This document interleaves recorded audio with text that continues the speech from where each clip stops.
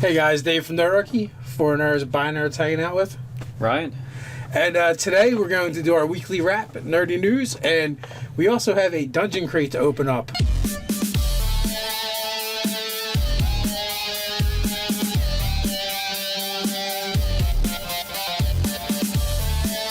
Perhaps a weekly unwrap then at this point. Yes. Yeah. So this is, I guess we're in May, perhaps? Yep. May on the way. May on the way. And now we just must open the box. Without injury to self. Yes. Risking life and limb for you guys once again as we open the box. So we have our usual dungeon crate card here, which you guys can all see. And I believe this is probably going to tell me what's in the box, but who cares? We don't need that, but we can just open it up. Just look in the box. Yeah. We can just. I will take stuff out and I will pass it to you, Ryan, and you can then take it and show the fine folks at home. We have a sticker for a Kickstarter. Oh, what is this a sticker for? This is a sticker for a painted or unpainted 8x8 colossal plastic figurine that looks. It's called the Behemoth, but it looks kind of Tarrasque to me. So this is from, what is it? Green Knee Goblin Necromancer? What is that? So did you say unpainted? Painted or unpainted. So here's the image of it. It looks like a draconic, kind of like a draconic Tarrasque here. Or dinosauric Tarrasque? Yeah, exactly. I would have to actually check that out. Here's another sticker for Dungeon Crate. There you go. Shilling for Dungeon Crate. There we are. Lovely. Seems to be plenty of that going on. Yeah. We have another box within the box. What is could it be? Is it a box-shaped mimic, perhaps? No teeth yet. Oh, we have a woman. A white woman, very white woman. It's not a white as in the monster. She just happens to be of an unpainted white variety. So there's the lovely lady. Woo. We have an axe-wielding goblin. There we go. Woo woo. If you're into the gobble variety. We have a little satchel. All right. What's in the little sack? What is in the little sack? Oh, wait a minute. We have a character card?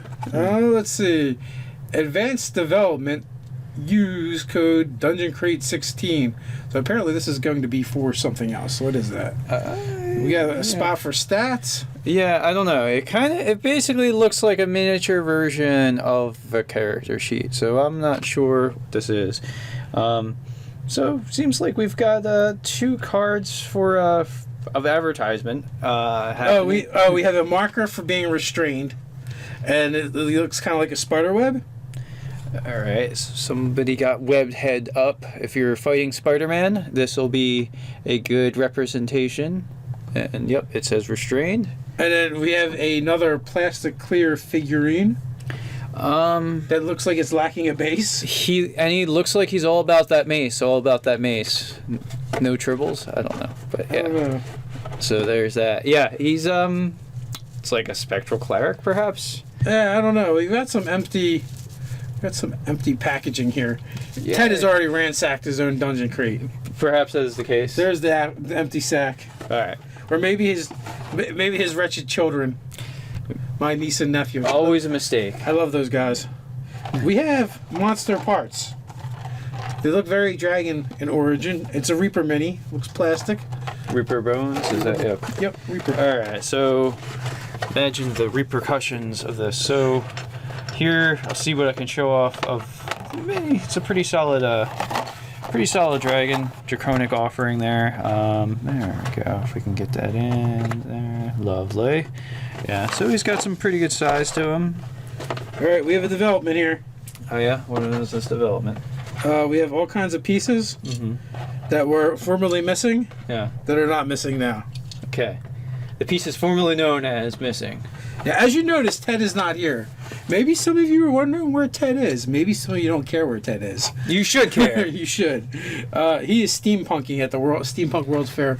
And we have another button of Crit for Brains. So there you go. So I've located the stand. For said... Okay, so that clear guy is an invisible guy. Okay. So these are basically all like condition markers, I believe. There we go. So that you know, I have to look through the thing, but it's the same company that offers. That I've seen other stuff through. Okay, poison, little potion. There we go. Was I even holding that right side to the camera? There we are. We have blinded by the light. So these are all definitely condition markers. Oh, we have a little heart for charmed. There we go. Or maybe you just like hearts. Who knows? I don't know if this is for a dying character or not. It definitely looks like the piece. Prone. Maybe prone. I looked at it, and what it reminded me of is the chalky outlines for the police. Yeah, well, I mean, or drunk. Maybe your character's just falling down drunk. I prefer murdered. Yeah. I prefer murdered. And this one is incapacitated, I believe. All right. I had to turn it backwards so I could read it. And... Oh, nice. I think does this one slip over? Because this looks like it's meant to slip over something, and I'm trying to decide if it means you're on fire or not. I can only hope. They're all marked, but we're like trying to read them in the dark, and my eyes aren't that great. Yeah, my eyes are better. It's frightened. Oh, so right. it's a dragon's head. Like, so this stuff, I believe from seeing one of the cards, these are like all like laser cut things. Yeah, they're the laser cut. They're stunned. The translucent ones are actually a lot easier for me. Yeah, I can hold it up to the light and read it through it. Just leave the reading to me, Dave. That's all. No, never. We got Another coin. Cool little coin. All right, so that's it's the little doucher himself, Joffrey. There you go. I mean, come on. Anybody who doesn't want to uppercut that guy, there's something wrong with you. That kid. Yeah. He's a guy. They've gone crazy with the. He's a grown ass man. What is all this noise? I don't know. We got icy boots. It looks like we've got. Oh, so like magic item standees here. Maybe here. Check out the icy boots. Show the fine people icy boots. All right. So maybe these are like there's cardboard on the back. Maybe they're like stickers. I don't know. It's like stick-ons. So there you go. I don't know. Boots of the Winterlands. I'll buy that for $1. We have a teardrop of blood. All right, there you go. Straight up murder. We have a number 5. So, looking. 1, 2, 3, 5. I just had to skip a few first. I'm just wondering if these aren't part of like a game or something. Yeah, maybe there's like instructions or something. Yeah, this actually goes together. The slots. And it's like a dude jumping. This is a dude jumping. There we go. So you find anything as like instruction, Hobgoblin Lair? Yeah, this is a Hobgoblin Lair. I believe this is like a 1-page card adventure type of deal. Yeah, it's double-sided. It's Pathfinder. AAW mini dungeon number 002 for 4 characters level 1. And okay, so this is from the Adventure of the Week. So they've actually upgraded a little bit because I believe most of their stuff has been like a code where you would go and be able to punch that in and go check it out. Yeah, so there we go. We got that on the one side, so a nice little map and a write-up. There you are with that. And we have a little pale image of a hobgoblin and some more adventure stuff written here. So you have like the earlier features, and then the back is going to polish up the rest of this. It's kind of like a 12-area dungeon. We also have a little module in here. Mm-hmm. A little saying on the back: when dealing with orcs, anything less than an axe to the face should be considered greenskin diplomacy. I feel like that's a little racist there, that greenskin comment. Yeah. I feel a little offended. So what do we have here? Let's see. We have it's a full-on adventure. Mm. It's interesting that they they print it in this format here. What is Greenskin diplomacy? Flip over to the back real quick. What's the So logo under your thumb? N.E.R.D Games 5e. Okay. So N.E.R.D Games, I know that they actually collaborate sometimes with what is it? So sometimes they do stuff with Necromancer Games, or some of the people, they share resources as far as that goes. Chris Haskins, I've seen his name around before. So you have a little bit of an adventure here with 3 parts, some distinct character types. So I just real quick, the one cutout set, the first one we did with the conditions is from Broken Egg Games, and then the other one, the condition tokens were actually from Advanced Development. The other 5 set one was from Broken Egg Games, which is, I found like the condition ones I understood clearly, but the other one was a little more confusing. They seemed a little bit random because that was like the ice boots and the blood teardrop. Yeah, I don't really know, like, unless you had some sort of bleed effect happening to you, maybe ongoing. Like, but they're 2 different sets, like that. So those ones weren't part of the condition ones because it's 2 different companies. Yeah. But yeah, that's May Dungeon Crate. Yeah, I don't know what's the retail value on this box. On Dungeon Crate's like, I believe it's like $30. I don't know if I would have been happy with this had I been on the receiving end of it. Yeah, I would say this one is probably the least favorite one I see. Like, there's like kind of some cool things that are gimmicky in there. Yeah. Like the conditions, but like that's not enough. I mean, you have an adventure, you have the 2 adventures in there. You have the Dragon Mini, which the Dragon Mini is kind of cool. Yeah. But I mean, so the thing is, like, on the subscription model thing, like, I would almost, because you're subscribed to repeat this, like, month after month, you would want the value to almost, the perceived value to be a little greater than what you're actually paying. So, like, the box should probably actually clock in at about a $40 value per month or something like that. 35, 40, something.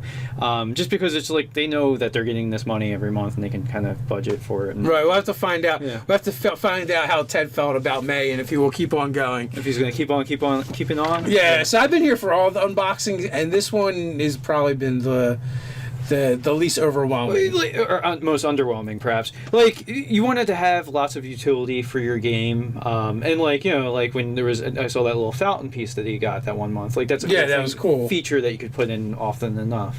So, just a thought. Yeah. So May. Meh for May. Meh for May.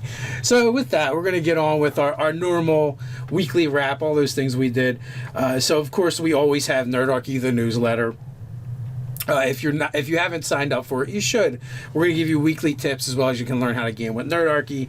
Which is coming up for this 29th, month. yeah, May the 29th. We have another game. I've got 3 of my players confirmed already. So and the one goes to bed early, so he can't make it. So I'm going to have to fish for a 4th one. So are you gonna go to your backups then? And then Yeah. I'm going to go to the alternates.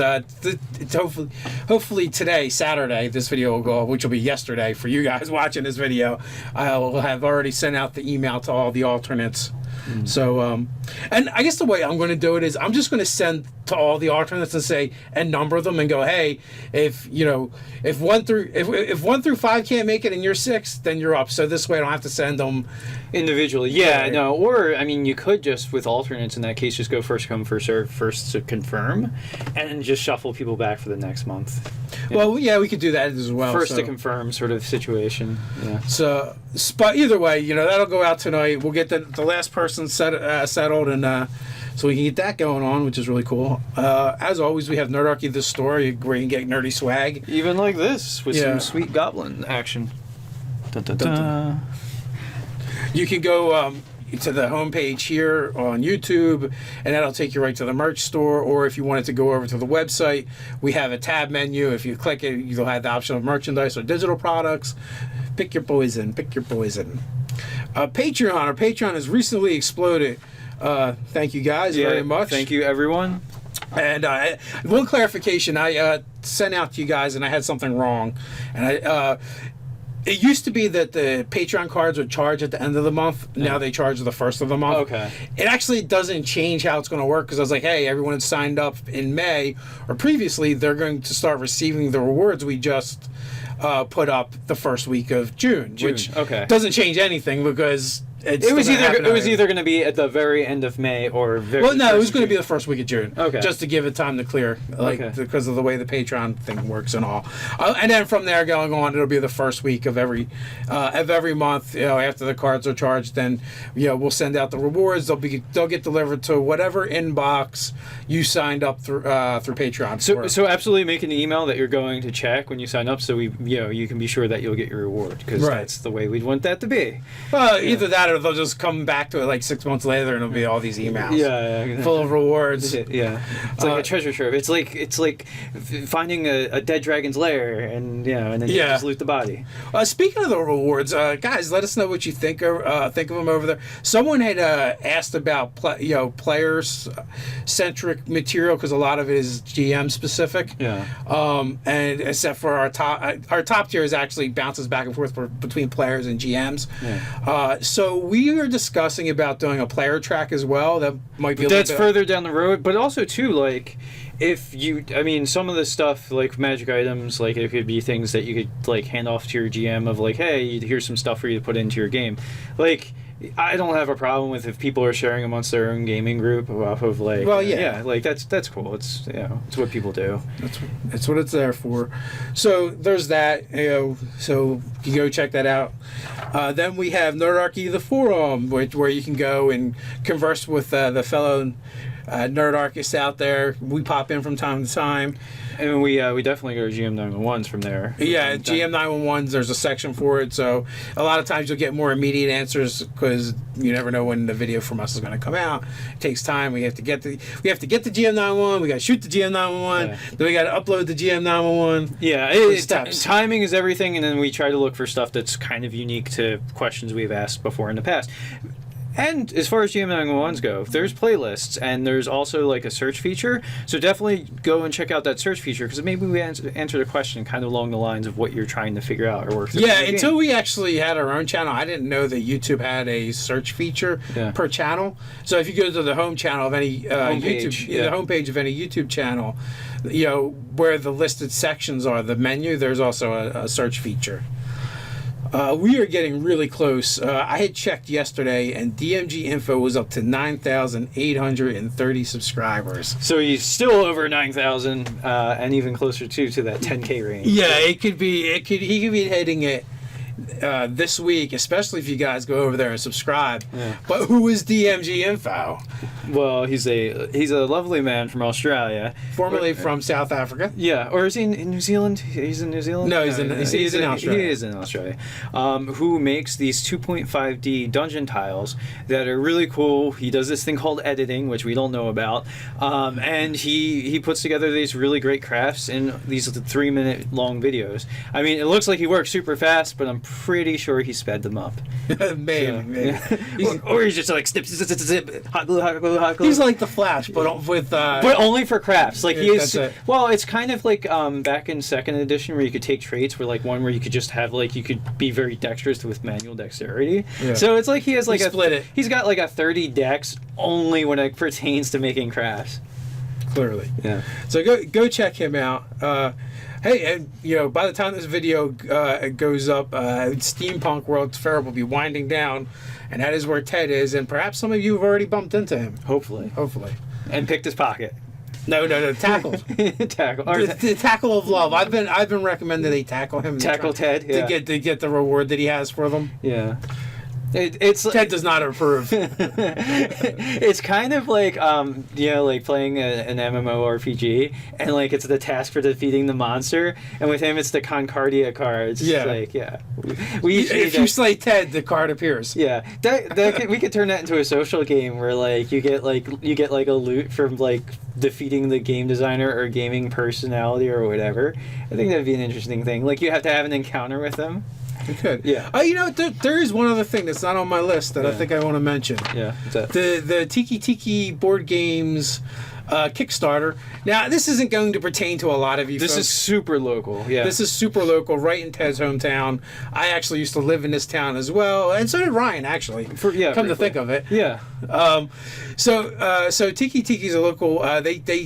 They started off actually just selling used board games as a front. It was a front. Yeah, I wanted you to bring that up. It was hilarious. Yeah, because Tiki board games, they also own another company called Island Official that actually makes digital games. Right, so they've done stuff before, like app games, and they've also developed some stuff for like Nintendo DS and things like that. Yeah. So they do some app development. But I wanted to get into how Tiki's a front for Island Official. Yeah. Well, Ryan Morrison, really good dude, is very much into the local scene, and he wanted to do something in his community, but the problem was all this space was retail space, and so he goes and he's like, "This is perfect. This is what I want." Except for we're not actually retail. Yeah. So he calls up his other partners and goes, "Guys, clear out your closets of any used board games any board games you have. We're selling them now." Yeah. And from that, Tiki Board Games was formed, and it's super cool for us anyway, because from that he's also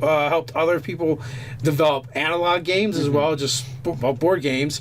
And so like Jason Tadmeyer and others. They've acted as a publisher for board games. Exactly.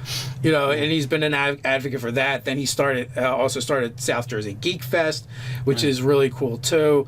When we went to the Comic-Con like 2 years ago, we actually he had like a panel discussion. Yeah, he had a panel discussion on we game checked design. out. Yeah. So interestingly enough, aside from selling like old or used board games, they retail some new ones, and they rent out board games, like the more expensive Euro games, where like it might be $60, $80 to just get the board game. They rent it out for, I don't know what the rates are. Yeah, for like $10 for a week or something. But instead of buying it, you get to check it out. Yeah. So it's kind of a neat idea. And now, more recently, like they've been gradually expanding. And what their Kickstarter for is, they actually just bought like kind of a landmark here in Woodbury. It's a really big corner space, and they're renovating it. And they've been having game nights and stuff like that, but they want to do that and even more. And we actually backed the Kickstarter, and we're going to actually have our own table. There's going to be a table named after us in their gaming space, so that's pretty cool. So and Ryan Morrison actually said it's probably going to be the D&D table, the official D&D table too. Which I thought that was really cool. Yeah, that definitely works for us. So you guys, even if you can't play with Nerdarchy and you happen to be in the area, you might be able to play D&D at the Nerdarchy on a table after us, and you can blame all your crit fails on us. So yeah, well, blame them on Ryan. You can blame the crit successes on me. So we just call it do we just call it Nerdarchy, or do we call it like Nerdarchy, the company of the N.E.R.D, or something like that? I don't know how much space they're gonna give us. They're going to be looking at us, dude. Like, your name goes all the way around the table. Yeah. I don't know, we want to use space. Yeah, it really ties the room together, does it not? So there's that. Now on to Nerdarchy.com. We have World of Darkness, Bark at the Moons, a guide to werewolves by Nerdarchy Nubs. So he's been continuing with his series. It's like the third or fourth one he's done on World of Darkness, which we don't touch on at all, so I think it's kind of cool. We have a tabletop role-playing game review structure of core rulebooks. So what that is Scott Garibay wanted to lay down how he's going to lay out his reviews on our tabletop RPGs, and the dude is a total junkie. Like, you look at him and you just see all the marks in his arms from trying to shove those books right in there. Cuts, all the paper cuts. Yeah, all the paper cuts. But the guy is one of the most knowledgeable when it just comes to a variety of systems. He's got to have it. Yeah, he chugs through books. That's for sure. We also have a review challenge or free role-playing game. That's another one from Ty Johnson. We also have Nerdarchy Revises 5th Edition Beastmaster, and that is one by Ted.